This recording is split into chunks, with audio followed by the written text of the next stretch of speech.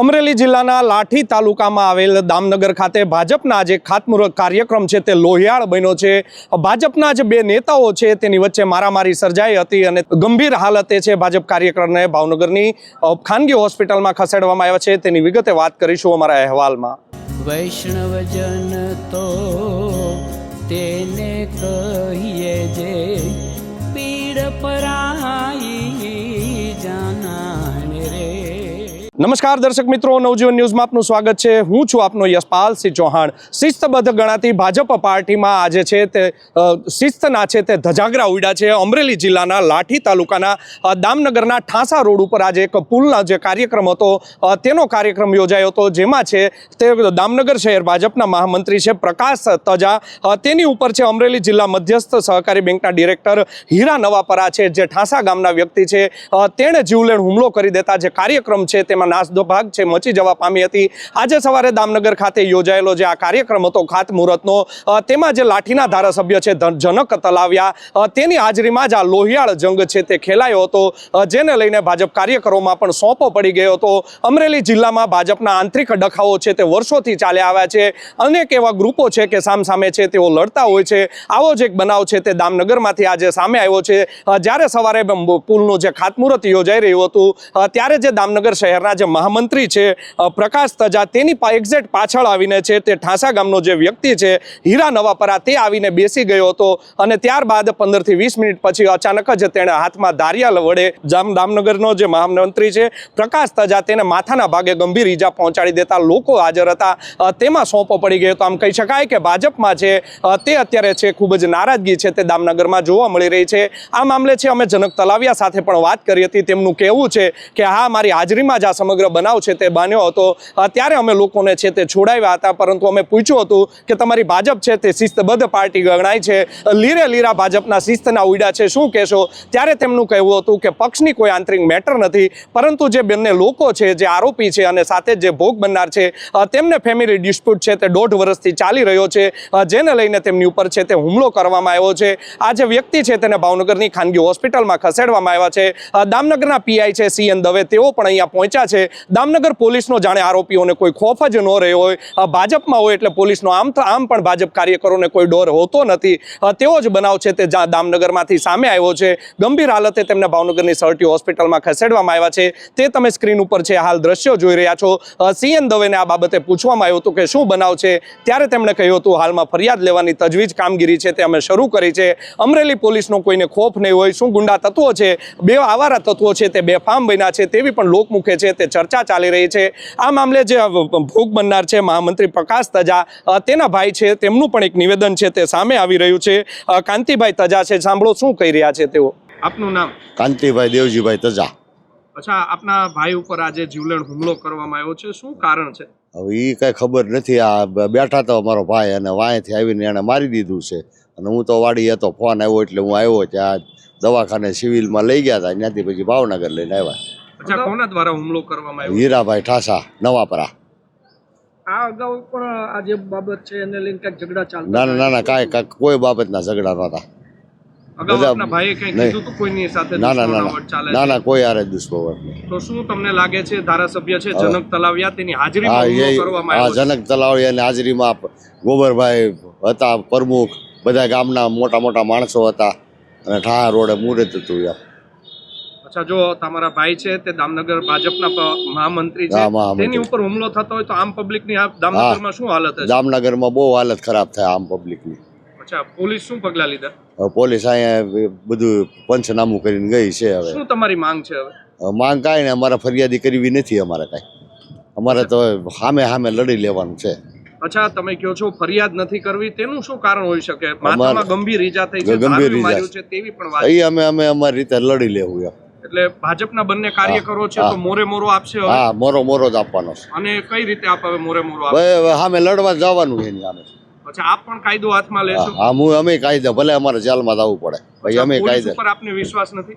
વિશ્વાસ છે જ એમ, પોલીસ માથે વિશ્વાસ છે, પણ અમારે નથી કર્યું કાંઈ। આપને શું લાગે છે કે કારણ શું હોઈ શકે? આમ નામ હવે એ તો ખબર, હવે એ તો કેમ ખબર પડે? કાંઈ નથી, બે ભાજપમાં હતા એમ, આ મહામંત્રી છે અને ઓલો આ સહકારી બેંકનો ડિરેક્ટર છે જૂનો એમ।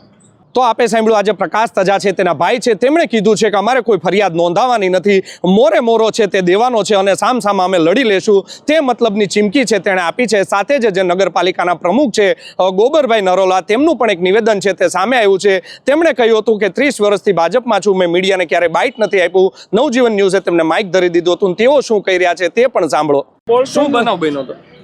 પણ તમારી હાજરીમાં ભાજપના કાર્યકર ઉપર હુમલો થયો છે, મહામંત્રી પર શું બનાવ બન્યો છે? કાંઈ એના કોઈ વ્યક્તિગત મેટર હશે ને બન્યું છે. અચ્છા, શેનો કાર્યક્રમ હતો? ખાતમુહૂર્તનું. અચ્છા, આપ હાજર હતા હા. અને આપની હાજરીમાં જ બનાવ બન્યો. કોની ઉપર હુમલો થયો છે અને કોણે કર્યો છે હુમલો? પ્રકાશભાઈ છે આપણે મહામંત્રી. શું કહેશો? ભાજપ તમારી છે તે શિસ્તબદ્ધ પાર્ટી કહેવાય છે, જાહેરમાં આવી રીતે પણ આમાં જજાગરા તો ઉડ્યા છે, લીરે લીરા ઉડ્યા છે, શું કહેશો? વિષય આખો ભાજપનો છે જ ને. અંગત અદાવત કોઈની એમાં ભાજપ ક્યાં વચ્ચે આવે જ છે. શું અંગત અદાવત હતી? એનો પર્સનલ વ્યક્તિગત તો આપણે પ્રકાશભાઈ કંઈક ઓલું થાય તે આપણે એને પૂછીએ કે ખરેખર શું હતું. આખી ઘટના તમે ત્યાં છે, ઘટના સ્થળે હાજર હતા. સૌ પ્રથમ શું બનાવ બન્યો તો કેવી રીતે હુમલો કરવામાં આવ્યો? અરે બધા ખાતમુહૂર્તમાં બેઠા હતા ને ભાઈ પાછળ આવી અને ઘા કરવા માંડ્યા. એટલે બીજું તો આમાં વિષય જાણવાનો કેટલા લોકો હતા સાથે? એક જ તે. અચ્છા, પછી તેમને રોકવાનો પ્રયત્ન કર્યો તો? કર્યો હતો ને, રોકવાનો પ્રયત્ન કર્યો. અચ્છા, અને પોલીસને સોંપી દીધા છે? હા. અચ્છા, દામનગર પોલીસ ત્યાં હાજર હતી?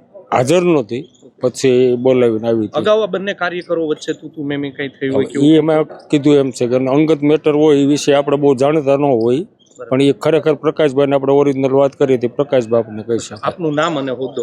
ગોબરભાઈ નારોલા, દામનગર નગરપાલિકા પ્રમુખ. તો આ હતા નગરપાલિકાના પ્રમુખ છે. તેમણે કહ્યું હતું કે અમારી હાજરીમાં જે સમગ્ર બનાવ છે તે બન્યો છે, અંગત મામલો છે તેવું હાલમાં જાણવા મળી રહ્યું છે. પોલીસ તપાસ કરશે, ત્યારબાદ જ શું કારણ છે તે સામે આવશે. સાથે જ તેમના જે એક મિત્ર છે બટુકભાઈ સિયાણી, તેમનું પણ એક નિવેદન છે તે સામે આવ્યું છે. શું કહી રહ્યા છે તેઓ તે પણ સાંભળો. આપનું નામ અને પરિચય? મારું નામ બટુકભાઈ સિયાણી, દામનગરમાં રહું છું. અચ્છા બટુકભાઈ, શું બનાવ બન્યો છે આજે ભાવનગર હોસ્પિટલ ખાતે આપ આવ્યા છો? મારા મિત્ર છે પ્રકાશભાઈ તજા, જે દામનગર ભાજપ મહામંત્રી છે, અને અમારે દામનગર અને ઠાસા ગામને જોડતી નદીનો એક પુલ, એનું પુલનું ખાતમુહૂર્ત હતું અને બધાય પૂજા વિધિમાં બેઠા હતા અને પાછળથી આવીને ઘા કરી લીધો અને પ્રકાશભાઈને લાગી ગયું છે, એટલે હોસ્પિટલ લઈને આવ્યા છીએ. અચ્છા, કોના દ્વારા હુમલો કરવામાં આવ્યો છે પ્રકાશભાઈ ઉપર? મારી જાણકારી, હું સ્થળ ઉપર નહોતો, પણ જાણકારી મળી છે કે ઠાસા ગામના નવાપરા છે હીરાભાઈ કરીને, એમણે હુમલો કર્યો છે. અચ્છા, તેઓ પણ ભાજપ સાથે જોડાયેલા? હા, એ ભાજપના જુનિયર સભ્ય જ છે ને સારા એવા કાર્યકર જે તે સમયે તો હતા જ. અચ્છા, આજે કેનું ખાતમુહૂર્ત હતું? પુલ બનાવવાનો હતો ત્યાં અચ્છા, નદી ઉપર. ધારાસભ્ય હાજર હતા? ધારાસભ્યની હાજરી જ હતી. હા. ઓકે, અને કોની હાજરીમાં હુમલો થયો છે? બધા ધારાસભ્ય, નગરપાલિકાના પ્રમુખ, ભાજપ સંગઠન બધું સાથે જ હતું. કારણ શું લાગે છે આ હુમલાનું? હવે એ તો તપાસનો વિષય છે. અચ્છા, પોલીસ હાજર હતી દામનગર? ના, ત્યારે પોલીસ હાજર નહોતી, પણ ટૂંક સમયમાં હાજર થઈ ગઈ હતી. આ જે ઘટના બની છે એની પાછળ કોઈ દીકરીઓનો અંગત મામલો? ના, એ કાંઈ, એ તો હવે તપાસનો વિષય છે. બાકી તો એક જ સમાજના વ્યક્તિ છે, એક જ પક્ષના માણસો છે, પણ શું કારણ હોય તો તપાસના અંતે ખ્યાલ આવે. બંને વચ્ચે કોઈ સંબંધ છે, આંતરિક કૌટુંબિક કે કોઈ? ના, એવી તો હજી જાણકારી નથી. અચ્છા, ભાજપ પાર્ટી છે તે શિસ્તમાં મારનારી પાર્ટી છે, બંને ભાજપ પાર્ટીના કાર્યકરો છે. શું લાગે છે આવનારા સમયમાં હવે ચૂંટણીઓ પણ આવી છે? આપણે રાજકીય જો હોય તો દુઃખદ કહેવાય, અને વ્યક્તિગત કોઈ અદાવત હોય તો ખ્યાલ નથી. કેવી હાલત છે પ્રકાશભાઈની? સ્થિર છે. ડોક્ટરે 48 કલાક કીધી છે. હથિયાર હતું મારવામાં? ધાર્યું કહે છે, ધાર્યું હતું એમના ક્યાં હાથમાં, માર્યું છે? માથા ઉપર માર્યું છે. તો આ હતી સમગ્ર વિગત. પ્રકાશ તજા જે દામનગર જે ભાજપ છે તેના મહામંત્રી છે તેની ઉપર છે તે જીવલેણ હુમલો કરવામાં આવ્યો છે, હિંચકારો હુમલો કરવામાં આવ્યો છે. હાલમાં બીમ્સ જે સારવાર છે, હાલમાં જે ખાનગી હોસ્પિટલ છે ત્યાં તેઓને સારવાર ખસેડવામાં આવ્યા છે. જોવું રહ્યું આગામી સમયમાં દામનગરમાં જે ભાજપના જે કાર્યકરો છે તેઓ સામસામે આવી ગયા છે અને એક બીજા જે ભાજપના કાર્યકર છે તેમની ઉપર જીવલેણ હુમલો કરી દીધો છે. જિલ્લા પ્રમુખ છે તેમને પણ ધ્યાન દોરવામાં આવ્યું છે. શું તેઓ હવે તેની ઉપર પગલાં લે છે તે પણ જોવું રહ્યું, પરંતુ ચોક્કસથી કહી શકાય કે ધારાસભ્યની હાજરીમાં જ ભાજપ કાર્યકરો જો છે તે કાયદાના લીરે ઉડાવતા હોય તો શું સ્થિતિ હશે અમરેલી જિલ્લાની, તે તો અમરેલીના લોકો જ જાણતા છે. જોવું રહ્યું આખા જે સમગ્ર બનાવ છે તેમાં હવે પોલીસ છે તે શું પગલાં લે છે. હર્ષ સંઘવી છે તેઓ કહેતા હોય છે કે કાયદામાં રહેશો તો ફાયદામાં રહેશો, લોકોનો વરઘોડો તો નીકળશે જ. હવે જોવું રહ્યું કે અમરેલી મધ્યસ્થ સહકારી બેંકના જે ડિરેક્ટર છે તેમનો હવે અમરેલી પોલીસ વરઘોડો કાઢશે. દામનગર પોલીસમાં હિંમત છે કે તેમનો વરઘોડો ભાજપ કાર્યકરનો કાઢી શકે છે કે કેમ, તે તો હવે આવનારો સમય જ કહેશે. આ પ્રકારના વધુ સમાચારો જો આપને પસંદ આવતા હોય તો અમારી નવજીવન ન્યૂઝની ચેનલને લાઇક, શેર અને સબસ્ક્રાઇબ કરવાનું ભૂલતા નહીં. યશપાલસિંહ ચૌહાણ, નવજીવન ન્યૂઝ, ભાવનગર.